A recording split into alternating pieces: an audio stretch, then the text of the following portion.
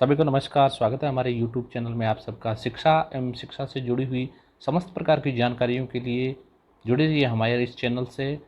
और हाँ, अगर आपने अभी तक चैनल को सब्सक्राइब नहीं किया है तो सब्सक्राइब जरूर कर लें, साथ ही साथ बेल का आइकन को प्रेस कर लें जिससे नवीनतम वीडियो का नोटिफिकेशन आपको प्राप्त हो सके।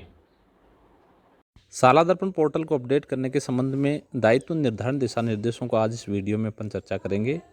शाला दर्पण पोर्टल जो विद्यालय का एक प्रमुख पोर्टल होता है, उस पोर्टल में देखिए कौन कौन से कार्य अपडेट करने के लिए किस किस शिक्षक को क्या क्या जिम्मेदारियां दी जाती हैं, वो इस वीडियो में अपन चर्चा करने वाले हैं। सबसे पहले अपन देखते हैं, देखिए निदेशक महोदय माध्यमिक शिक्षा राजस्थान बीकानेर का 22/6/2020 का ये ऑर्डर है।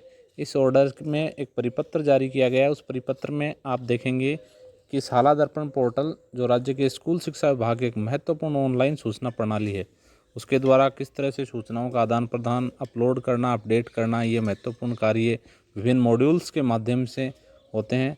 अब इन मॉड्यूल्स के लिए अलग अलग प्रभार, अलग अलग जिम्मेदारियां दी गई हैं, जो अपन एक एक करके देखेंगे कि किस तरह कार्यालय प्रभार किसके पास रहेगा और कौन कौन से प्रभार, कौन कौन से दायित्व, कौन कौन सा कार्मिक संपादित करेगा।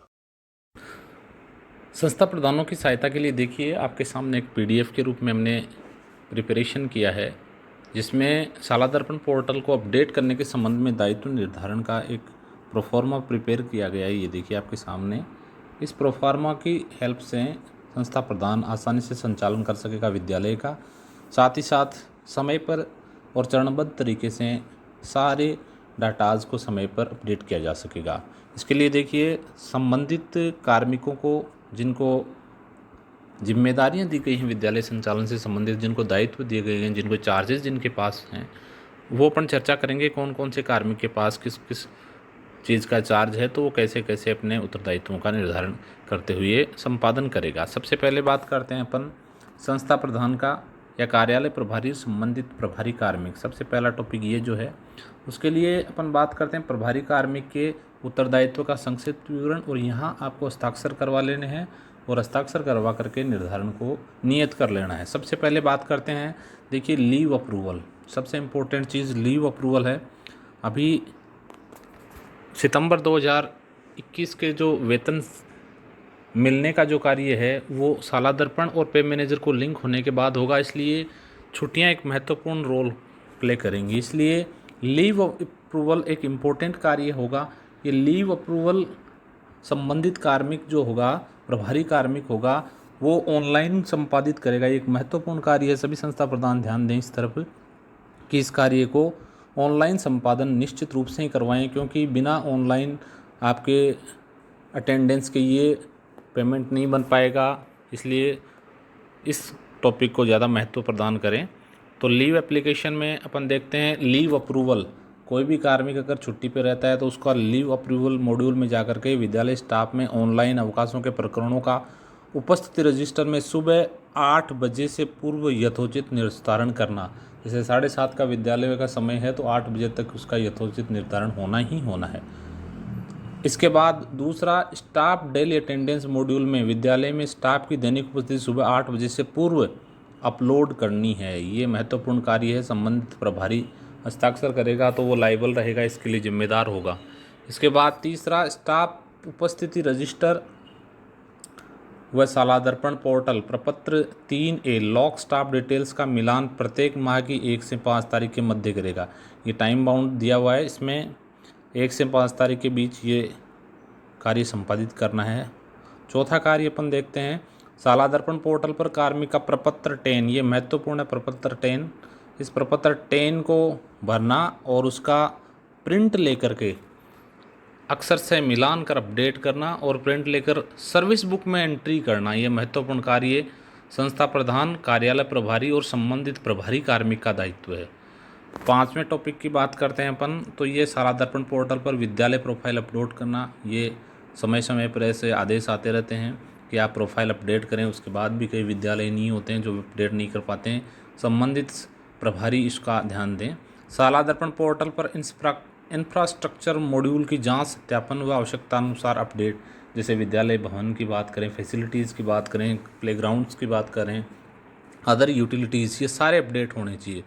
और शाला दर्पण पोर्टल पर टीचर एग्जामिनर डाटा मैपिंग, ये इम्पोर्टेंट कार्य है। एग्जामिनर के रूप में बोर्ड क्लासेस का एग्जामिनर होता है, उसका डाटा अपडेट करना, ये सारे कार्य संबंधित संस्था प्रधान या कार्यालय प्रभारी द्वारा संपादित करवाएगा।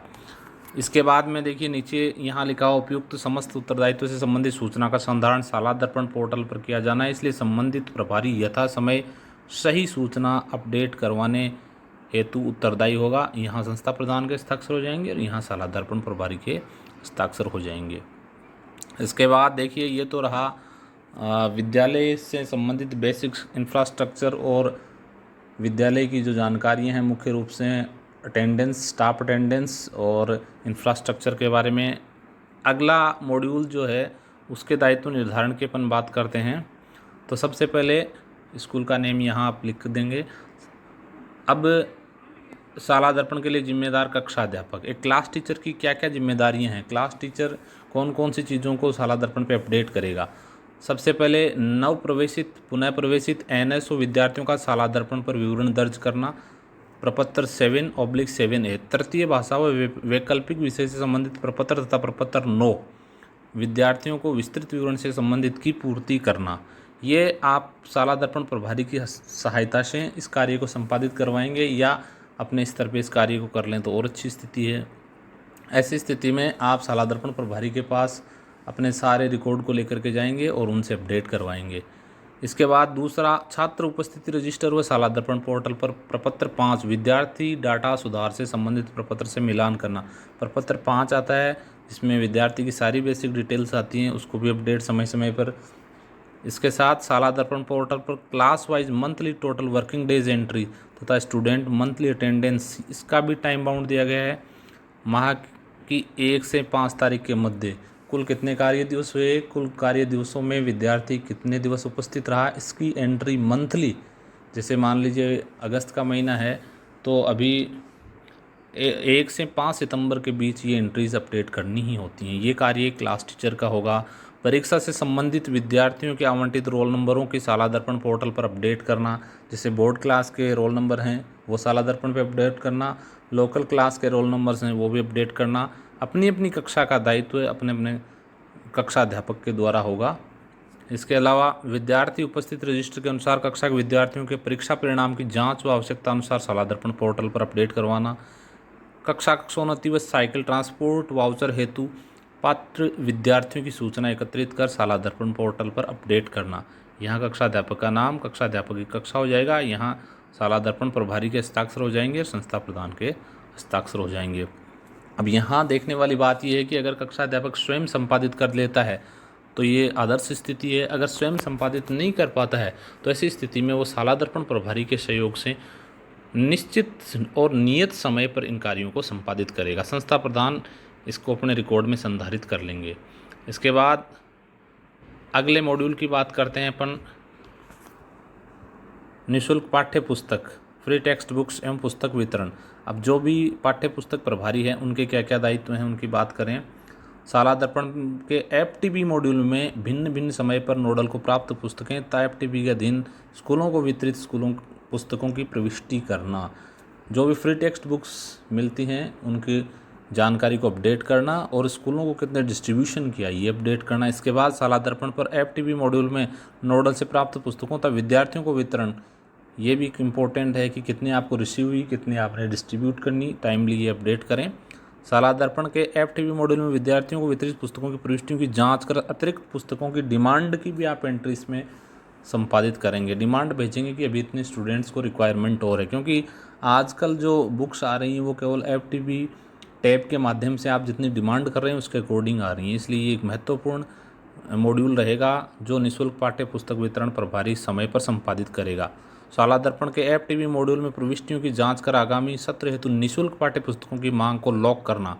ये निःशुल्क पाठ्य पुस्तक वितरण प्रभारी का महत्वपूर्ण कार्य है, क्योंकि प्रत्येक सत्र के लिए पूर्व में ही डाटा मांगे जाते हैं, तो लगभग आकलित डाटा करके उनको निश्चित समय पर FTP मॉड्यूल में लॉक करवाया जाना सुनिश्चित किया जाता है।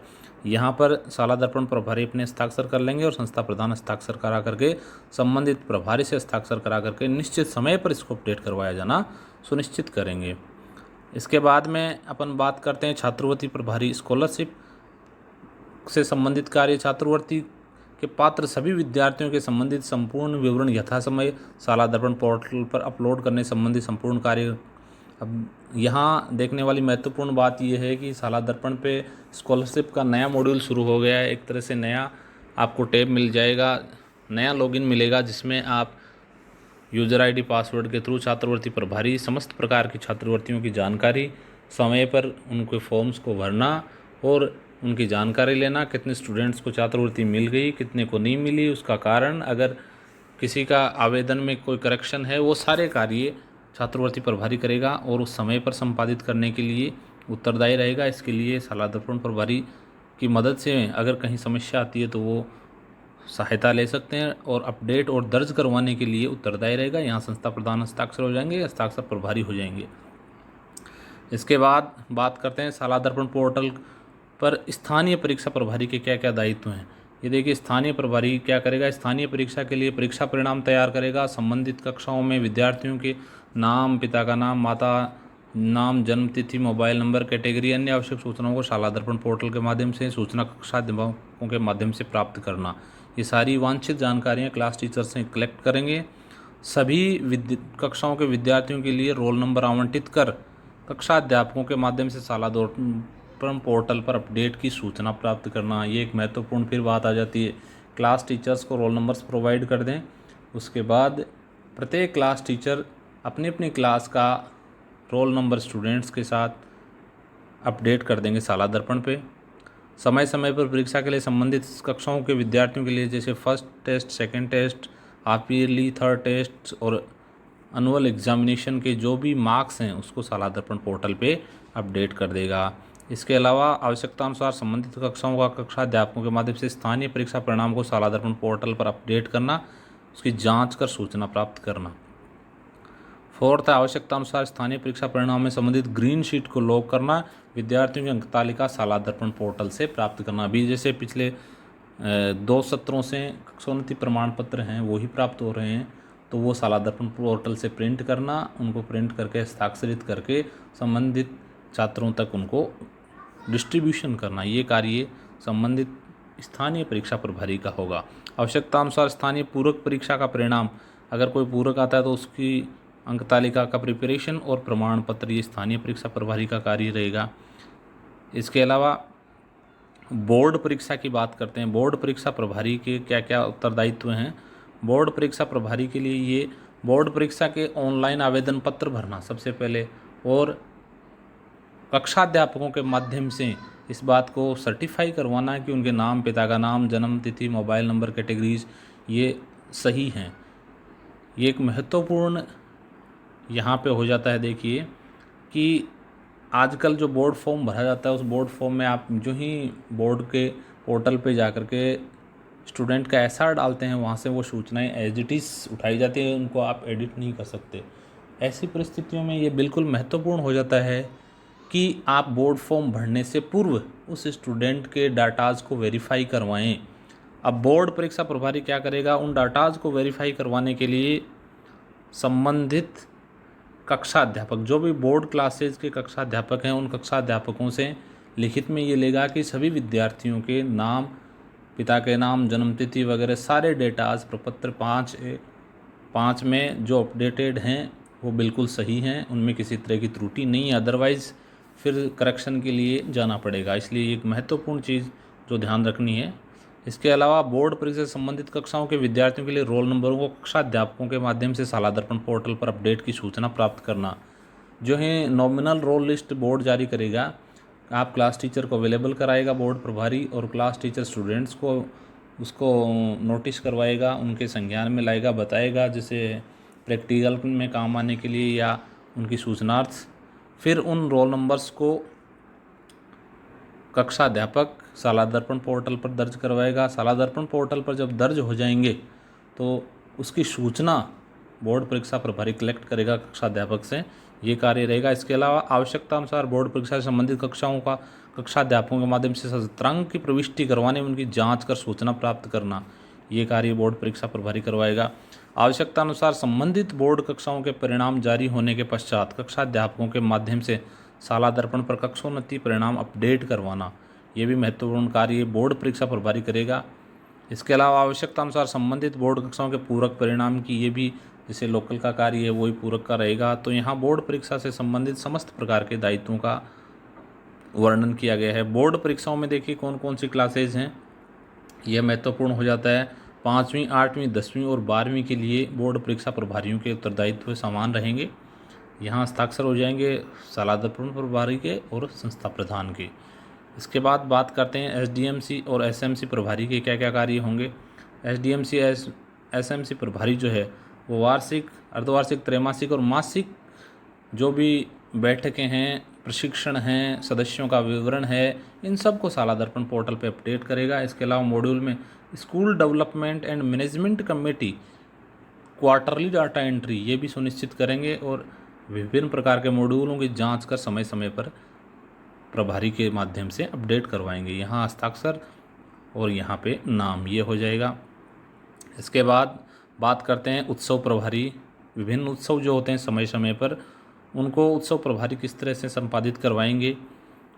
यहाँ देखिए उत्सव प्रभारी और उनके कार्यों की बात करें तो समय समय पर आयोजित होने वाले विभिन्न प्रकार के उत्सवों से संबंधित वांछित सूचनाओं की सालादर्पण पर यथासंभव प्रविष्टियों को अपडेट करना, यहाँ हस्ताक्षर करवा लेंगे और हस्ताक्षर कराने के उपरांत यहाँ नाम हो जाएगा, यहाँ सालादर्पण प्रभारी के हस्ताक्षर और संस्था प्रधान के हस्ताक्षर। तो इस वीडियो में सभी शिक्षक साथियों के उत्तरदायित्वों का एनालिसिस किया गया है। संस्था प्रधानों के लिए बहुत लाभप्रद रहेगा कि वे उनको कार्यों का हस्तांतरण करें, कार्यों को डिवाइडेशन करें, विकेंद्रीकरण करते हुए प्रत्येक प्रभारी से समयबद्ध और सूचनाएं अपडेट करवाने के लिए ये वीडियो बहुत हेल्पफुल रहेगा। अगर आप ये आपके सामने जो फॉर्मेट दिया गया है इसका पीडीएफ चाहते हैं तो आपके कमेंट बॉक्स में लिखें, लिंक आपको अवेलेबल कराया जाएगा जहां से आप डाउनलोड कर सकते हैं। इसके अलावा अगर और कोई दायित्व रह गया हो, उसकी जानकारी चाहें तो आप कमेंट बॉक्स में लिखें। वीडियो को अंत तक देखने के लिए धन्यवाद।